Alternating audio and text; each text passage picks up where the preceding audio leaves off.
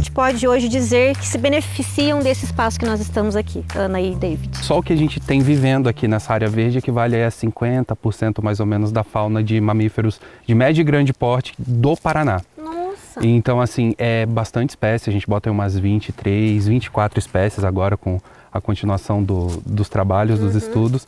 E a gente tem aqui registros incríveis para as várias espécies que a gente não esperava encontrar, registros inéditos, e o que é mais legal de falar é que a composição que a gente encontra aqui é muito semelhante a composições que a gente encontra em unidades de conservação. Quais animais hoje a gente pode ver com mais frequência aqui no Jardim Botânico, David? Então, no Jardim Botânico, os mais comuns são aqueles que as pessoas mais têm encontro em qualquer área próxima de matas de Londrina, que são os coatis e os macacos, que normalmente estão associados àqueles que dão mais trabalhos, né? Fazem a bagunça, comem o lixo. Exatamente. Esses são os mais comuns. Tá. Mas, por exemplo, aqui a gente tem espécies que elas são ameaçadas. Então a gente tem porcos do mato, que são espécies ameaçadas. Em outros lugares do Brasil elas não são, mas aqui pro Paraná elas são principalmente por causa da caça. Ah, entendi. Então, nos últimos dias tem aparecido bastante na mídia a notícia, onça parda apareceu em tal lugar. Bastante. A gente tem onça parda andando aqui dentro também. Caramba! Então, assim, esses animais, eles estão andando por muitos lugares, eles estão transitando por muitas áreas. Tá. Os pequenos felinos? Os pequenos felinos também. Então, assim, a gente tem uma quantidade grande até de espécies ameaçadas que vivem aqui dentro. Principalmente ameaçadas por causa da perda de área de vida, né, de habitat. O pessoal fala, temos que preservar essa área porque tem uma espécie ameaçada. Realmente, a gente tem que preservar, porque a gente não está só preservando a área, a espécie ameaçada, outras também. Mas o que a gente tem que se ligar é que toda espécie ameaçada ela já foi abundante. Então a gente tem espécies que são muito abundantes que eventualmente também podem se tornar ameaçadas. Entendi. Então a gente tem aqui um palmito, ó. Então esse aqui é o palmito chamado Palmeira jussara. Ah, é o jussara. Que é nativo da Mata Atlântica. Quando a gente pega aquelas imagens do princípio da colonização de Londrina, aquelas fotos em preto e branco ali de 1928 ao início da década de 30, que a gente via aquelas casinhas de madeira e no fundo uma floresta, a gente via um palmital na borda daquela floresta. A gente tinha muito palmito, que é uma das árvores mais abundantes e frequentes na floresta original. Nossa floresta era um palmital. Que legal, gente. E ela foi intensamente explorada, hoje é uma espécie ameaçada de extinção, né? Tanto é que o seu corte foi proibido. Você pode cortar palmito jussara se você plantar. Entendi. Né? Então, se você tiver um plano de manejo, uma propriedade onde você quer produzir, né? Isso é possível. Considerado o palmito mais saboroso, porque o palmito, qualquer palmeira dá palmito. O palmito é o miolo da ponta do caule. Do caule lá em cima. Aquela parte verde lá. Então, quando a gente está comendo palmito, a gente está comendo caule. É a ponta, é o broto. O broto apical, né, desse caule. Então, quando a gente extrai o palmito, a gente mata a árvore, porque a gente corta aquela ponta e ela não brota lateralmente. Ela não é como uma outra árvore que a gente corta e ela faz um galho lateral. Entendi. Se você cortar a ponta dela, é o único lugar onde ela poderia crescer, então você extingue isso. E a palmeira jussara, ela é uma espécie assim importantíssima, porque ela também frutifica, ela tem frutos semelhantes ao do açaí. Inclusive dá para fazer açaí do fruto da palmeira jussara, que eles chamam de jussaí. Jussaí. Né? Também é possível. Alimenta dezenas de espécies de animais. Assim. Os psitacídeos adoram, né? As maritacas, papagaios, periquitos, sabiá, né? Aves maiores, o jacu, os macacos, os coatis, então também adoram. E é uma árvore, do ponto de vista paisagístico, linda. Muito bonita. Uma palmeira, assim, de porte menor, ela não vira uma palmeira real, uma enorme. Sim. E eu não entendo por que a gente não tem mais ela em cultivo no paisagismo mesmo na cidade. A gente tem um predomínio de palmeiras exóticas quando a gente poderia utilizar bem mais o palmito, que favorece a permanência da fauna também no ambiente urbano. Então ela está aqui no Jardim Botânico sendo conservada. Por exemplo, quanto tempo, por exemplo, a figueira, ela demora, né, de crescimento para que ela dê esses frutos para os animais? A mesma coisa o palmito.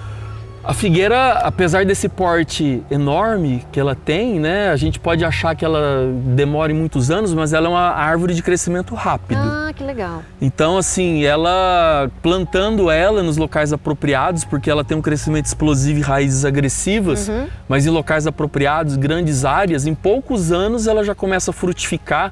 Ela não precisa se tornar uma árvore muito grande para já começar a frutificar. Entendi. Então ela tem essa capacidade assim de num prazo relativamente curto já começar a proporcionar esses benefícios, Entendi. né?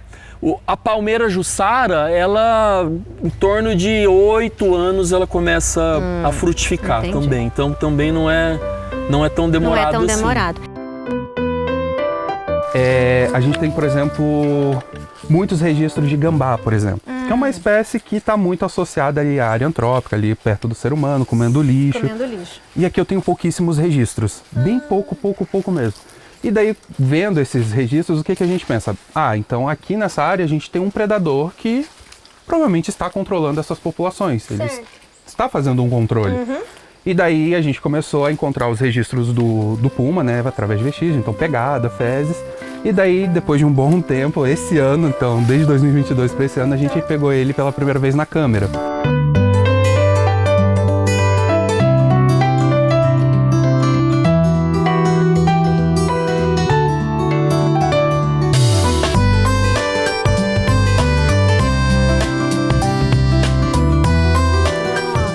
Foi uma emoção. Foi uma emoção, então, porque a gente sempre Imagina ficava na a alegria. expectativa de ver esse animal. E, por exemplo, se a gente for falar de espécies mais diferentes aqui, se a gente for assim, que já foram encontradas aqui, o que você podia me destacar? Por exemplo, raramente se a gente imaginou que poderia encontrar tal animal e a gente encontrou. Eu acho que daqui dessa área, o registro que assim, foi mais animador, assim, em questão de fazer a gente pular de alegria. De alegria? Óbvio, além do puma, que é um animal que a gente gosta muito de ver na câmera, ele diz muito sobre a área, né? É uma espécie de um cervídeo que não é visto em Londrina, conversando com os moradores, pessoas mais antigas daqui, que não é visto aqui tem uns 15 anos, por causa de caça. E foi visto, então, aqui nessa área um macho. Então, assim, se tem um macho, provavelmente tem uma fêmea, porque uma mãe cuidou dele. Poxa E então esse animal, ele tá aqui.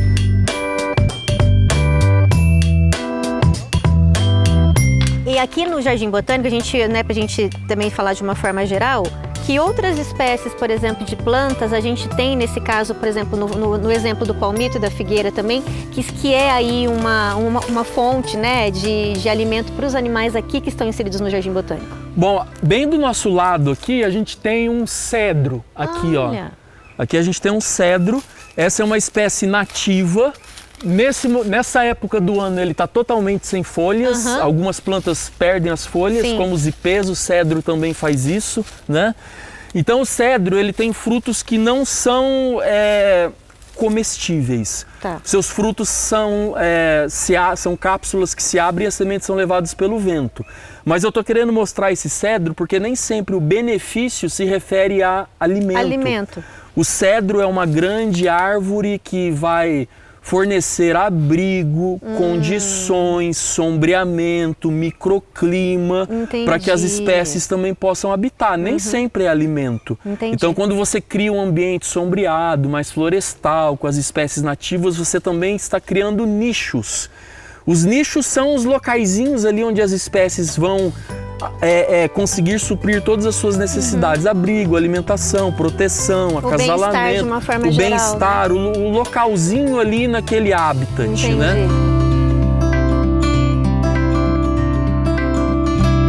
O que eu posso fazer, o que eu não posso fazer? O ideal é você contemplar, né? Eu falo assim, Só que a isso. melhor forma de você... as melhores memórias estão guardadas na nossa cabeça. Eu falo, porque Exatamente. tudo que eu sempre quis guardar, assim, pra mim, pra vida, eu fiquei olhando, contemplando. Então, às vezes a pessoa quer registrar com foto, e aí ela levanta a mão. E o animal, se ele já recebeu comida alguma vez da mão de alguém, ele acha que você está dando o celular. Sim. Né? Então, assim, a tentar não se aproximar demais, contemplar a beleza deles e tal. Mas, se em uma situação você perceber que eles estão se aproximando de uma forma agressiva, tal, o ideal é deixar o local, sair, enfim. Então, várias coisinhas podem acontecer quando esse limiar se Passa do quebra. ponto. E é difícil estabelecer. Sim. Ele cria, por exemplo, uma dependência, Sim. e aí ele deixa talvez de buscar isso na natureza. É o que nós vemos lá na UEL. Então, o que acontece é quanto mais contato com pessoas, maior é a chance dele começar a receber alimento de forma voluntária. Porque uma coisa é ele mexer no lixo. Tá. Outra coisa é você oferecer com a sua própria mão. Né? E isso cria um vínculo. Um vínculo. Então ele olha você como fonte de comida, brilhando assim, ó. Então, se você tá com uma comida na mão e você não quer dar, ele vai querer pegar. Mas por que essa eu não posso pegar? Alguém me deu, mas essa também tem que me então, dar. Então, toda vez eu posso, mas essa eu não posso. Então, Entendi. isso cria é difícil quebrar também esse vínculo.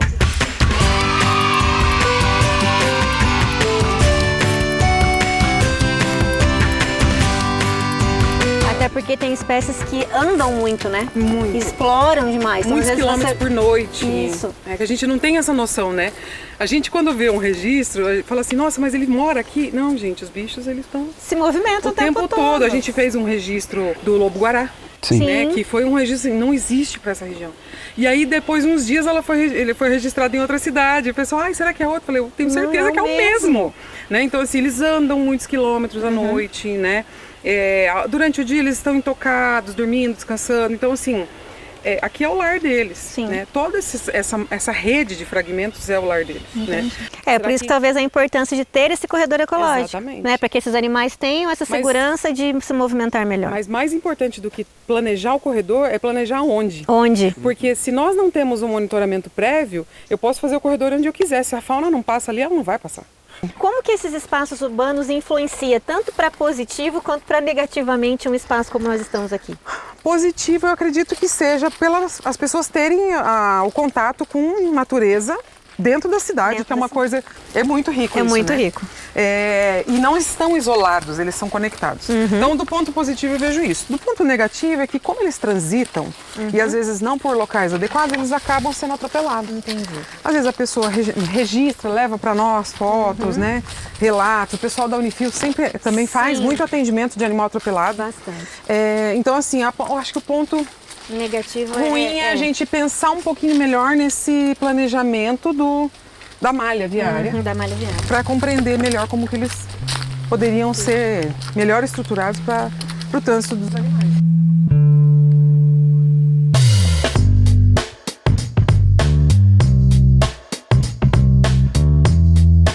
A gente incrementar o ambiente urbano com mais vegetação, com certeza melhora condições ambientais. A gente chama isso de serviços ambientais. Então, a natureza pode fornecer serviços ambientais. Se a gente tem uma cidade com uma maior quantidade de fragmentos florestais, de arborização, a gente tem uma melhoria em condições importantes para o nosso conforto, para o nosso bem-estar. Então, amenizar a temperatura, melhorar a umidade, promover mais sombreamento. E isso é uma questão de saúde pública mesmo, de conforto, de saúde pública, e não apenas saúde física, mas saúde também mental, psicológica. Estar em contato com a natureza diminui os níveis de cortisol, nos deixam mais calmos, né? Caminhar por uma floresta, caminhar por uma área verde, né? Além do conforto físico, a gente tem também uma saúde psicológica, uma saúde mental melhor, né? Então, uma cidade com mais áreas verdes, com mais arborização, com mais ambientes onde a natureza pode se desenvolver livremente, isso é excelente para a fauna, mas também é excelente para as pessoas.